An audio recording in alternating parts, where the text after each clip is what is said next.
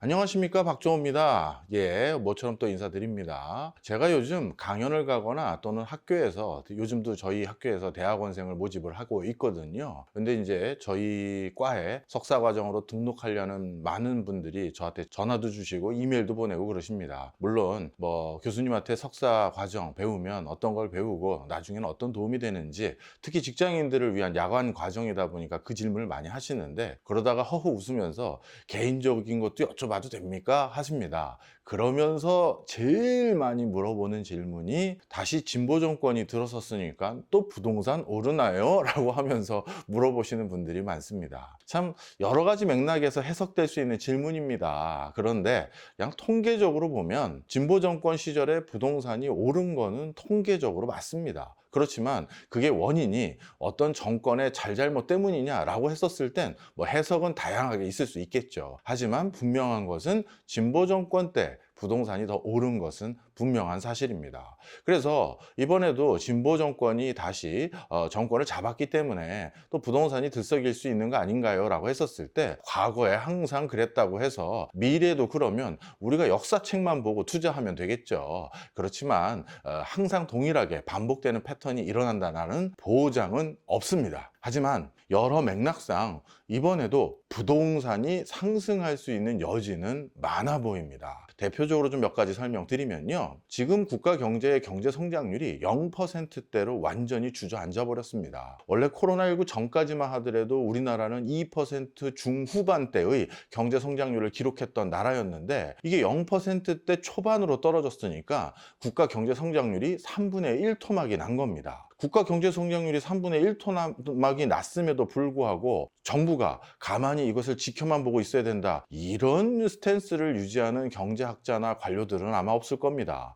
그래서 예전에는 국가의 재정 건전성을 우려해서 적극적인 재정 투자를 좀 주저해야 된다, 이렇게 해서는 안 된다라고 주장하는 학자도 있었고, 아니다, 정부가 또 재정이 우리나라의 중요한 마중물 역할을 해야 된다라고 하면서 적극적인 재정의 역할을 좀 더 도모하고자 그렇게 주장하는 학자들도 있었던 게 사실인데요. 이제는 경제 성장률이 0%대까지 떨어진 상황에서 정부라도 재정을 풀어야 된다라는 것에는 이견이 거의 없어지고 있는 상황이다. 점점 이견을 보이는 사람들이 줄어들고 있는 상황이다. 이렇게 보셔도 과언은 아닐 겁니다. 자, 그렇게 되면 쉽게 말해 다시 정부가 적극적으로 유동성을 풀게 됩니다. 그러면 앞서 화두로 던졌던 진보 정권 시절에 부동산 가격이 많이 오르지 않았나요? 라고 했었을 때, 물론 그 이전의 정권에서 부동산 부양책을 했던 것이 정책적 시차로 진보 정권 때 부동산 가격 상승을 유발시킨 요인도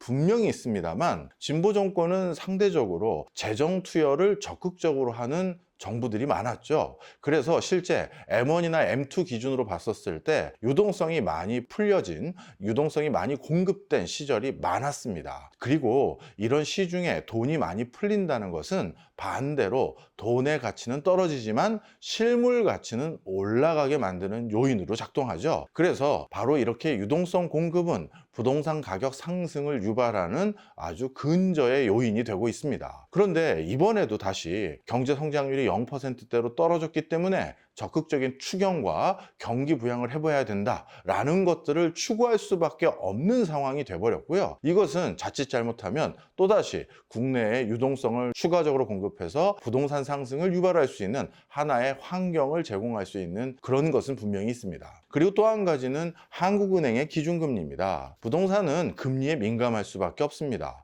누구도 대출을 안 끼고 집을 사는 사람은 많지 않죠. 그런 과정에서 한국은행도 모처럼 기준금리 인하를 본격화할 것으로 지금 기대되고 있는 상황입니다. 특히 한국은행 역시 경기가 급격히 냉각되고 있는 과정에서 이제 환율도 다시 안정됐고 물가 상승률도 잡힌 상황에서 이제는 경기 살리기에만 몰두할 수 있는 상황이 돼버린 것이거든요. 따라서 올해만 해도 2번에서 3번 가까이 기준금리를 인하할 것으로 보여지는데, 역시 이렇게 기준금리가 낮아지는 것은 부동산 가격 상승을 유발할 수 있는 좋은 환경이 돼버린다, 이렇게 말씀드릴 수 있을 것 같습니다. 그리고 세 번째입니다. 이 세 번째는 최근 들어서 아파트에 대한 뚜렷한 선호 현상이 계속되고 있다는 점입니다. 코로나19가 지나고 난 뒤에 이제 오프라인 활동이 예전 같지 않구나라는 걸 우리가 이제 전부 다 확인했습니다. 그 코로나 끝나고 한 1년이나 2년 정도는 다시 손님들 돌아오겠지 뭐 하고 막연한 기대감 속에서 버텨보신 분들이 많지만요.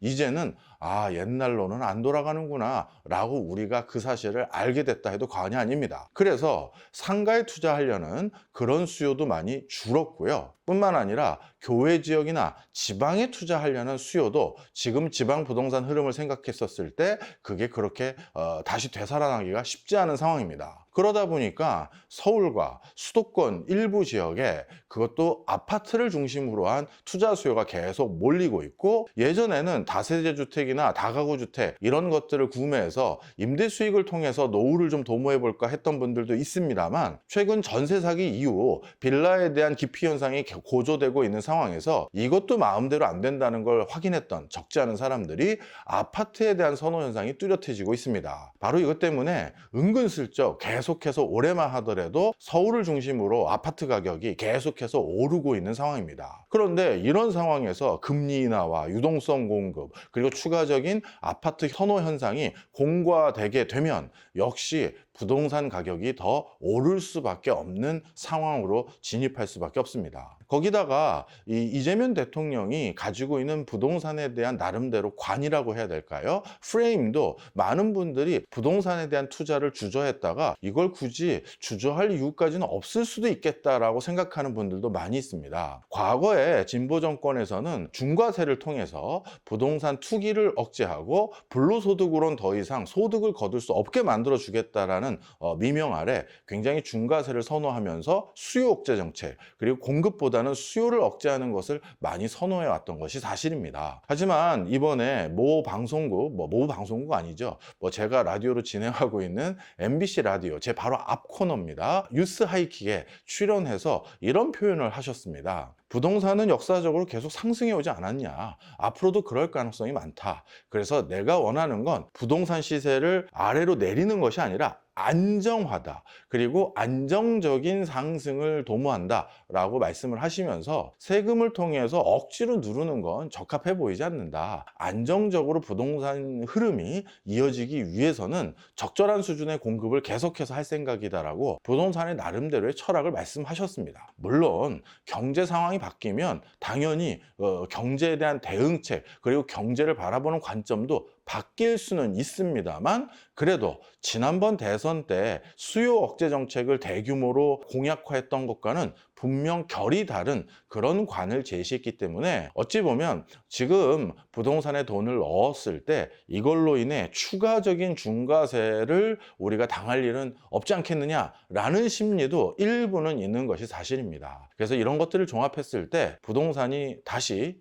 견조한 흐름으로 이어질 가능성이 높습니다. 그리고 마지막 하나가 전 더 결정적이라고 생각하는데요. 바로 내년에 지방선거가 있다는 점입니다. 지금 서울과 수도권 일부 지역을 제외하고는 대부분의 지방에서 그 부동산이 하락 추세를 이어가고 있는 지자체들이 너무나도 많습니다. 그리고 국가에서 적극적으로 도모했던 혁신도시마저도 전세 가격과 매매 가격이 똑같거나 전세 가격이 매매 가격의 90% 수준까지 와 있는 데들이 너무나도 많아요. 이건 무슨 소리다? 혁신도시라고 할 수 있는 지방의 거점 도시들마저도 이걸 사느니 차라리 내가 사는 금액의 전세값을 주더라도 내가 이 아파트에는 등기치지 않겠다라는 강력한 의지를 보여주는 거예요. 왜?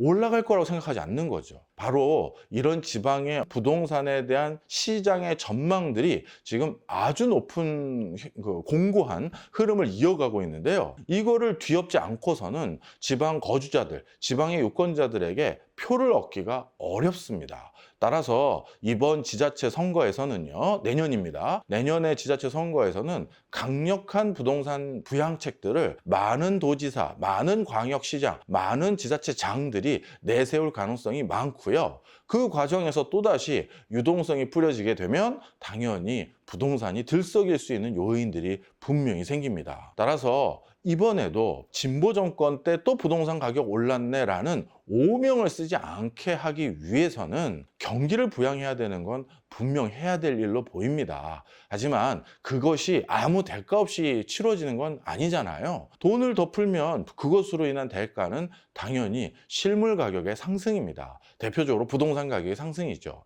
이 부작용을 어떻게 컨트롤할 수 있을지를 잘 살피기 위해서는 조기부터 부동산의 움직임을 모니터하고 조금이라도 일정 수준 이상의 트리거가 발생하면 거기에 대해서 어떻게 대응할 것인지 미리 시나리오를 갖고 있는 것이 중요하지, 예전처럼 정말 매달 어떻게 또 올랐어? 야, 그럼 무슨 대책 또 내봐. 또 올랐다고? 그럼 또 하나 대책 내봐. 이렇게 하는 것은 이젠 하면 안 되지 않을까, 이런 생각이 듭니다. 정치가들이 유권자의 표심을 얻기 위해서 뭔가 공약을 제시하는 거, 그런데 그 공약이 선심성 공약인지 유권자를 위한 공약인지 그거를 명확하게 구분하는 기준, 제가 아무리 찾아봐도 어떤 연구에서도 그런 기준을 제시하는 건 없었습니다. 그냥 조금 과하면 선심성 공약이다, 조금 실현 가능할 것 같지 않으면 선심성 공약이다라고 얘기를 하지만, 우리나라의 역사를 돌이켜 봤었을 때 실현 가능하지 않을 것 같은 공약들을 제시해서 그거를 성공했던 적이 많기 때문에